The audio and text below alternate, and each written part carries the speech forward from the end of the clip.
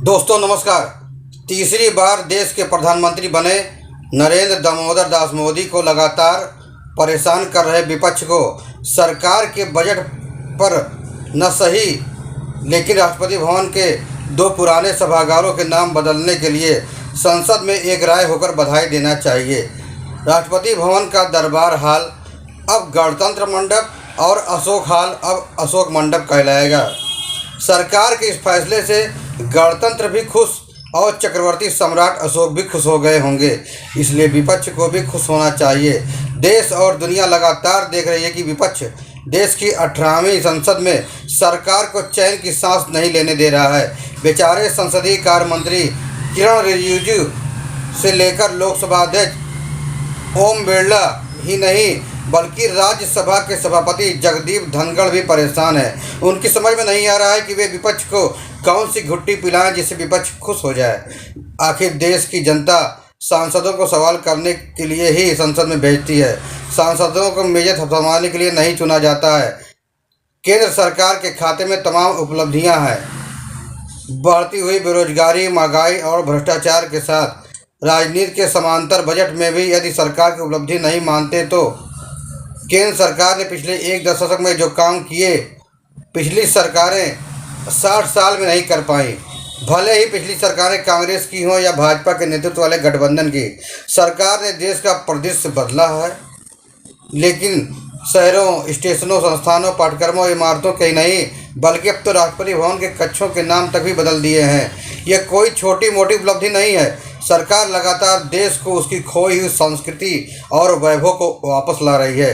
देश की तकदीर बदलने में अरबों खरबों मुद्रा की ज़रूरत पड़ती है। इसके लिए विदेशी बैंकों से कर्ज लेना पड़ता है, लेकिन नाम बदलने पर फूटी कौड़ी भी खर्च नहीं होती और काम भी हो जाता है। फैजाबाद का नाम बदलकर अयोध्या धाम किया गया, मुगल सराय का नाम बदलकर पंडित दीनदयाल उपाध्याय जंक्शन किया गया। केंद्र सरकार की इन उपलब्धियों पर लोग खुश हैं। राष्ट्रवादी जनता को विपक्ष की बालक बुद्धि पर तरस आता है। वो कहाँ हर समय नीट और किसानों के मुद्दे पर बहस करने की मांग करते हैं। उसे किसानों से क्या लेना देना, नीट से क्या लेना।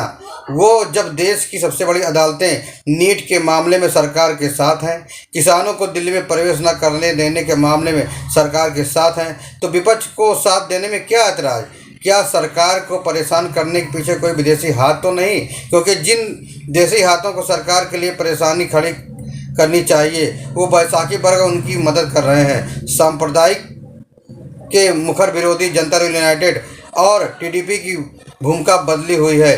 देश में प्रधानमंत्री नरेंद्र दामोदर दास मोदी के नेतृत्व में भाजपा, जेडीयू और टीडीपी सरकार ने कोई 2 महीने होने को है। इन 2 महीनों में प्रधानमंत्री कम से कम 3 विदेश यात्रा भी कर चुके हैं। मोदी सरकार ने देश के लिए बजट संसद में जो पेश किया, एक राष्ट्रवादी सरकार को इस तरह परेशान करना बिल्कुल भी अच्छी बात नहीं है। सरकार ने अपने बजट में जनता के लिए ही नहीं ऊपर वालों के लिए भी बजट में प्रावधान किए हैं। देश में स्कूलों, देश और दुनिया लगातार देख रही है। आखिर देश की जनता सांसदों को सवाल करने और बहस लेने में भाग क्यों नहीं ले रही है। 3 नए धार्मिक कॉरिडोर जरूर बनाने के लिए बजट में प्रावधान किया गया है। सरकार इस बार पूर्ण बहुमत नहीं पाई, लेकिन उसे भगवान के बजट में कोई कटौती नहीं की। केंद्र सरकार को बने अभी कुछ ही दिन हुए हैं, इसके बाद भी विपक्ष बिना कामकाज देखे ही विरोध करने में लगी हुई है। विपक्ष को नफरत से नहीं मोहब्बत से काम करना चाहिए, नहीं तो केंद्र सरकार के पास सांसदों को निलंबित करने का तजुर्बा भी है। इसलिए विपक्ष को सामंजस्य बैठाकर काम करना चाहिए। जहाँ जरूरी हो वहीं सरकार का विरोध करना चाहिए।